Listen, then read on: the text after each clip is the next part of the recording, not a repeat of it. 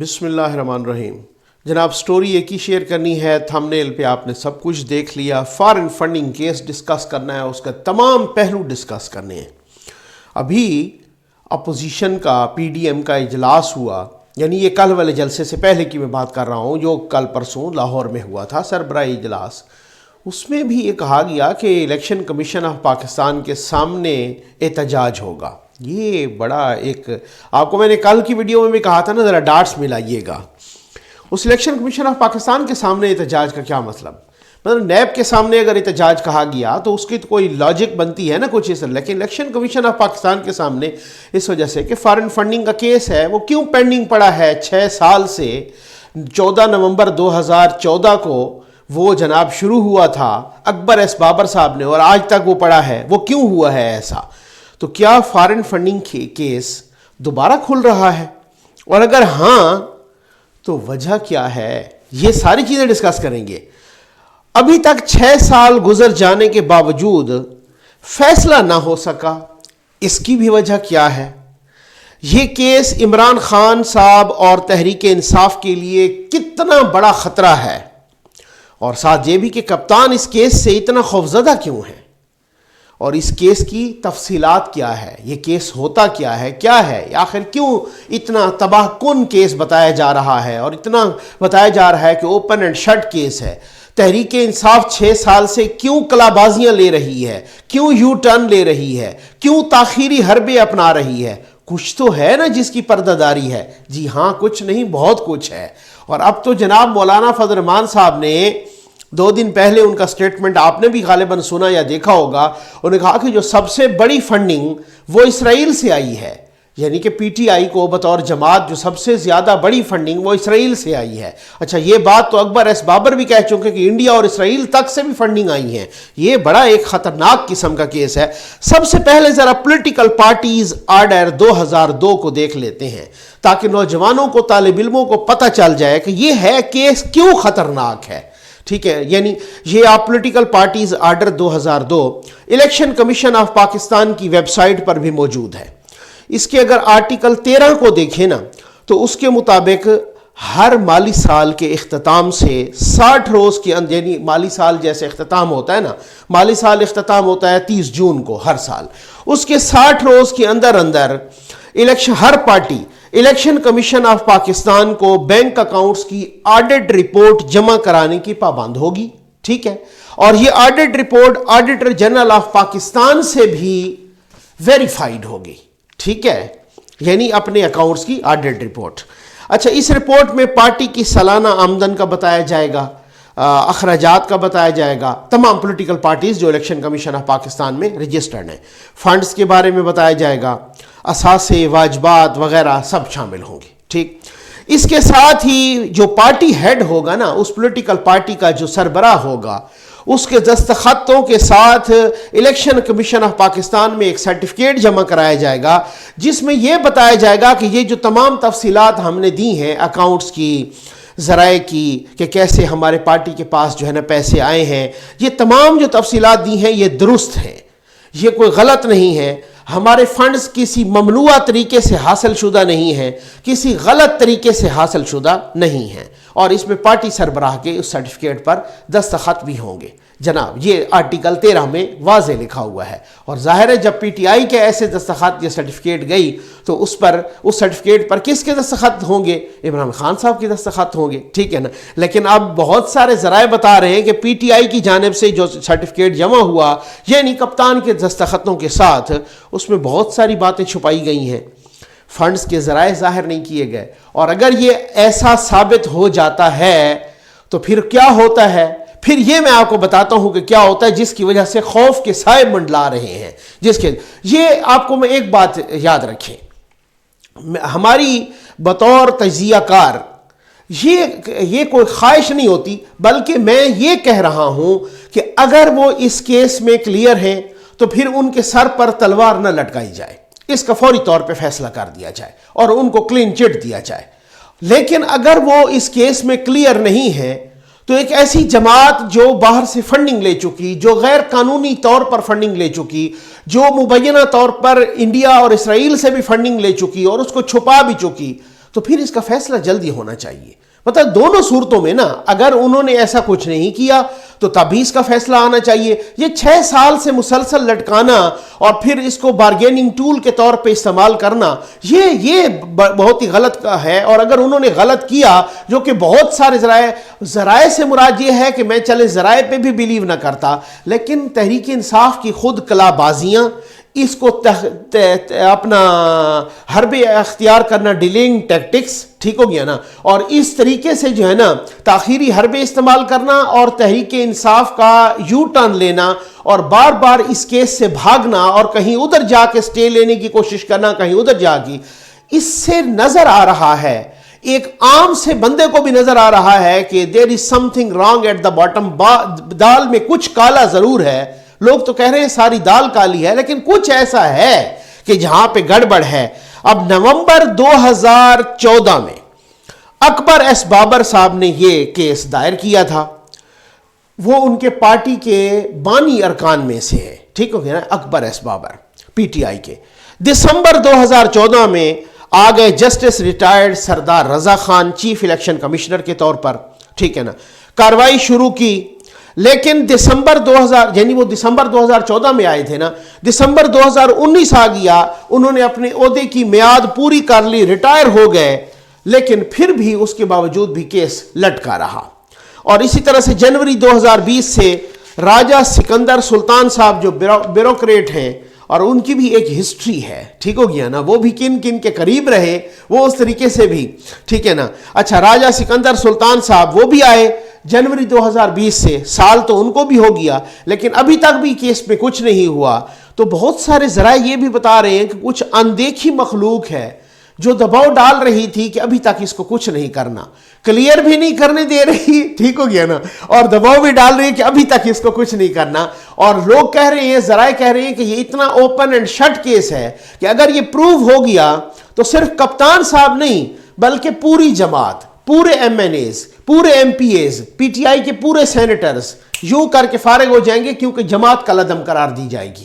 اس پہ یہ ہوگا, جس کی وجہ سے بہت زیادہ خوف طاری ہے. ذرائع یہ کہہ رہے ہیں کہ یہ کیس, یار سنیے گا, بہت امپارٹنٹ باتیں ہیں, کہ یہ کیس بیرون ملک سے غیر قانونی طریقوں سے اور آف شور کمپنیوں سے پارٹی فنڈز کے نام پر اربوں روپے غبن کا ایک بہت بڑا کیس ہے. اور اگر یہ فیصلہ پی ٹی آئی کے خلاف آیا تو صرف کپتان صاحب یا باقی کو لوگ نہیں, پوری جماعت اڑ جائے گی اگر ایسا ہوتا ہے تو.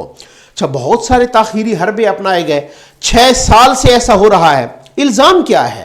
الزام یہ ہے کہ غیر قانونی طور پر غیر ملکی فنڈز میں تقریباً $30 لاکھ دو آف شور کمپنیوں کے ذریعے اکٹھے کیے گئے. یہ رقم غیر قانونی طریقے سے بذریعہ ہنڈی مشرق وسطی سے پی ٹی آئی کے عہدیداروں یا ملازمین کے اکاؤنٹس میں بھیجی گئی. بہت سنگین الزامات ہیں.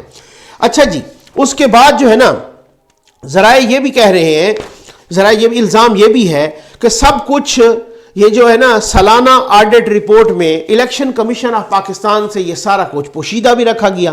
اچھا, اکبر ایس بابر نے یہ کیس کی درخواست دی تھی نومبر 2014 میں, 14 نومبر 2014.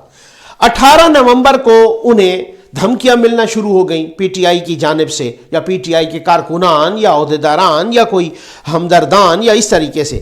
21 نومبر کو انہوں نے وزارت داخلہ کو خط لکھا اور آگاہ کیا کہ اس طرح سے مجھے دھمکیاں مل رہی ہیں اور مجھے سیکیورٹی پرووائڈ کی جائے.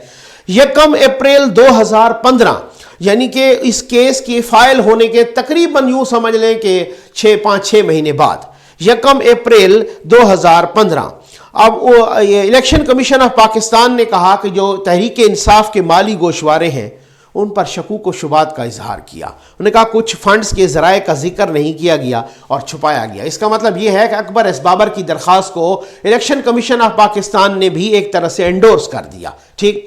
اچھا جی, جواب میں تحریک انصاف نے کیا کیا؟ تحریک انصاف بجائے اس کے کہ کیس لڑتی نا, انہوں نے اٹھ کے جناب الیکشن کمیشن آف پاکستان پر اعتراض دھر دیا کہ آپ کے پاس تو اختیار ہی نہیں ہے فنڈز کی چھان بین کرنے کا. یہ ہوتے ہیں ڈیلنگ ٹیکٹکس. اسی طرح کے ڈیلنگ ٹیکٹکس خان صاحب نے ایک جلسے میں یا پریس کانفرنس میں بیٹھ کے کہہ دیا تھا نا کہ شہباز شریف نے फलां बंदे को 10 अरब कहा है कि कप्तान को कहें कि पनामा वाला केस वापस ले लें और ये केसेस वापस ले लें और हमारे पीछा छोड़ दें, तो 10 अरब रुपए जो है ना, उन्होंने उठ के शहबाज शरीफ साहब ने वो केस कर दिया। वो केस आज तक लटका हुआ है, उधर जाता कोई नहीं है। बाबर अवान साहब का ये और वकला ने उनको बहुत ही डिलेइंग टैक्टिक्स से इधर उधर किया, यहां तक कि अदालत ने कई दफा बरहमी का इजहार किया और आखिरी चांस अब तो दे दिया है गालिबन कप्तान साहब को कि उसके बाद जो है ना यकतरफा फैसला होगा। अब इस हद तक यानी आप किसी पे इल्जाम धर दें और फिर बेफिक्र हो जाएं, ठीक है ना, ये आसान होता है, खास तौर पे मतलब मैं कहूंगा माज़रत के साथ पाकिस्तान में आसान होता है। अच्छा जनाब, तहरीक इंसाफ बजाय इसके कि इलेक्शन कमीशन ऑफ पाकिस्तान में ये केस लड़ती, उन्होंने उल्टा इलेक्शन कमीशन ऑफ पाकिस्तान पे एतराज उठा दिया कि ये तो केस सुन ही नहीं सकते। अच्छा फिर क्या हुआ जनाब, इलेक्शन कमीशन ऑफ पाकिस्तान ने समाअत की और उसका फैसला 8 अक्टूबर 2015 यानी अप्रैल में उन्होंने ये केस पर एतराज उठाया और उसके बाद देखें कि आगे आप चले जाए, अक्टूबर ये 6 महीने और गए, ठीक है ना। तो उसके बाद जो है ना अक्टूबर 2015 में इस एतराज को मुस्तरद किया और उन्होंने कहा कि नहीं जी हम तो सुन सकते हैं, ठीक। फिर पीटीआई चली गई इस्लामाबाद हाई कोर्ट, यही तो होते हैं डिलेइंग टैक्टिक्स इस सिस्टम में। इस्लामाबाद हाई कोर्ट में चली गई और दोबारा उन्होंने कहा कि इलेक्शन कमीशन ऑफ पाकिस्तान इस अख्तियार को, उसके पास तो अख्तियार ही नहीं है। खान साहब खुद कहते थे ना कि जब आपके हाथ साफ हैं तो आप स्टे के पीछे क्यों छुपते हैं, याद है ना आपको ना, अपोजिशन को कहते थे ना आप स्टे के पीछे क्यों छुपते हैं जब आपके हाथ साफ हैं। तो जनाब जब आपके हाथ साफ थे तो आप एक अदालत से दूसरी से तीसरी वहां स्टे लेना, वहां पे डीलिंग टैक्टिक्स करना, आप खुल के आए उनसे कहें जनाब बिल्कुल फैसला सुनाएं, इसमें कोई ऐसी बात ही नहीं है, हमारा बिल्कुल दामन साफ है, हम तो बिल्कुल पारसा हैं, हमने कहीं से फंडिंग ली नहीं है, आप फैसला सुनाएं जनाब। वो जनाब फिर चले गए इस्लामाबाद हाई कोर्ट में। इस्लामाबाद हाई कोर्ट में उन्होंने 2 एतराजात किए। एक एतराज ये किया कि इलेक्शन कमीशन ऑफ पाकिस्तान तो ये केस सुन ही नहीं सकता, ये गलत सुन रहा है हमारा केस। दूसरा ये एतराज किया कि अकबर एस बाबर को तो मुद्दई बनने का यानी कंप्लेनेंट बनने का अख्तियार या हक ही हासिल नहीं है। 1.5 साल तक इस्लामाबाद हाई कोर्ट में यह केस लटका रहा और इसी तरह से डीलिंग टैक्टिक्स। फिर आपको पता है कभी उसका वकील ना आया तो कभी ये ना आया, तो कभी वो वकील बीमार हो गया, तो कभी जज ना हुआ, तो कभी ये सिस्टम, कभी किसी ने रिपोर्ट जमा नहीं करवाई, तो बस ये इसी तरीके से 1.5 साल तक ये केस। 17 फरवरी 2017 को इस्लामाबाद हाई कोर्ट ने पीटीआई के एतराजात मुस्तरद कर दिए, रिजेक्ट कर दिए, कहा कि ये केस जो है ना इलेक्शन कमीशन ऑफ पाकिस्तान भी सुन सकता है और अकबर एस बाबर इसका मुद्दई भी बन सकते हैं, ठीक है। अब उसके बाद क्या होगा, 6 सालों में तकरीबन निस्फ दर्जन से ज्यादा दफा मुतफर्रिक दरखास्तें दी गई, बल्कि एक दरखास्त तो यह दी गई पीटीआई की तरफ से, खान साहब की तरफ से, कि इसका इन कैमरा ट्रायल किया जाए, यानी खुफिया समाअत की जाए। कोई दूसरा भाई अगर हाथ साफ थे, सब कुछ भी गड़बड़ नहीं थी, तो कौन सा को मुल्की मफाद दाव पे लगा था जो in camera मफाद, in camera trial आप चाहते थे, अपनी जमात के एक आपका केस था, तो खुल के अवाम को पता चले। अगर आपने कोई पुठा काम नहीं किया तो अवाम को पता चलना चाहिए। एक दरखास्त में तो इन कैमरा की भी उन्होंने दरखास्त दी। फिर एक और दरखास्त में पता क्या है, वो ये दरखास्त दी इमरान खान साहब ने अपने दस्तखतों के साथ कि उन्होंने कहा कि वो किसी भी आम पाकिस्तानी की दरखास्त पर अपनी जमात के गोशवारों की पड़ताल करवाने के पाबंद नहीं है। यानी अकबर एस बाबर को वो आम पाकिस्तानी कह रहे थे, अपनी जमात का मेंबर ही तस्लीम नहीं कर रहे थे, और जनाब वो फरमा रहे थे कप्तान साहब कि वो पाबंद नहीं है कि किसी भी आम पाकिस्तानी की दरखास्त पर वो अपनी जमात के गोशवारों का ये जांच पड़ताल उसके सामने रखें। ये वही खान साहब हैं जो केपीके में यानी खैबर पख्तूनख्वा की जब उनके पास हुकूमत थी 2013 से 2018 तक, तो वो जनाब बहुत ही इस तरीके से फख्र करते थे कि देखें जी हमने राइट टू इंफॉर्मेशन एक्ट वहां पे पास किया है। कोई भी आम पाकिस्तानी उठे, चाहे उसे सेक्रेटरी के बारे में कोई मालूमात लेनी है, चाहे उसे कोई आईजी के बारे में लेनी है, हुकूमत के बारे में लेनी है, किसी महकमे के बारे में लेनी है, यूं करके दरखास्त दे और यूं जनाब। तो हमने भी उस वक्त बड़ा सराहा था कि जनाब खान साहब क्या बात है, लेकिन जब अपनी बारी आई तो फिर उस वक्त उन्होंने दरखास्त दे दी कि कोई आम पाकिस्तानी को यह हक हासिल क्यों हो कि वो मेरी जमात के गोशवारे जो है ना। लेकिन इन तमाम दरखास्तों को अदालतों ने मुस्तरद कर दिया, यानी खान साहब के मौक़िफ़ को माफ कीजिएगा, खान साहब के मौक़िफ़ को अदालतों ने मुस्तरद कर दिया। अच्छा जी, नवंबर 2014 से आज तक पीटीआई ने इलेक्शन कमीशन آف پاکستان کے تقریباً 24 تحریری حکم ناموں کی تعمیل نہیں کی کہ جناب یہ جمع کروائیں یہ جمع کروائیں، نہیں کی، ٹھیک ہے، انہوں نے تعمیل نہیں کی، کوئی جمع نہیں کروایا۔ مارچ 2018 میں الیکشن کمیشن آف پاکستان نے کیا کیا، انہوں نے اسٹیٹ بینک کو انہوں نے کہا کہ پی ٹی آئی کے لیے نا بینک کے کھاتے یا اکاؤنٹس ہیں نا، الیکشن کمیشن آف پاکستان نے مارچ 2018 میں ایک کمیٹی قائم کر دی۔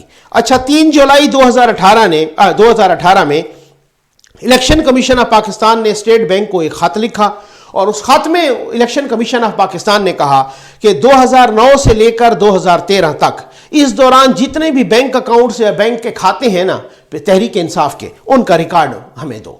16 جولائی 2018 کو وہ record state bank of Pakistan نے الیکشن کمیشن آف پاکستان کو بھجوا دیا، پی ٹی آئی کے تمام بینک گوشواروں کی تفصیلات دے دی۔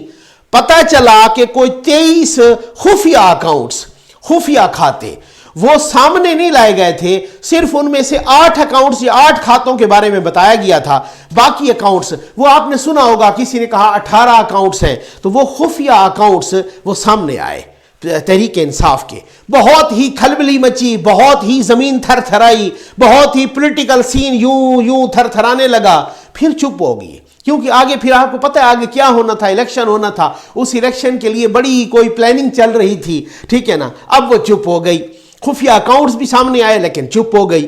اس کے ساتھ ہی امریکہ میں 2 ایسی آف شور کمپنیاں بھی سامنے آئیں جو کپتان کے اپنے دستخطوں کے ساتھ قائم کی گئی تھیں، جن سے غیر قانونی فنڈنگ پوشیدہ طور پر ملکی بینک اکاؤنٹس میں منتقل کی جاتی رہی۔ ایک سے تقریباً $20 لاکھ اور دوسری سے تقریباً $6.25 لاکھ۔ ایک اور آف شور کمپنی آسٹریلیا سے بھی سامنے آئی، اس سے بھی اب تک $32,000 سے زیادہ منتقل ہو چکے، مزید اس کی تفصیلات جاری ہیں۔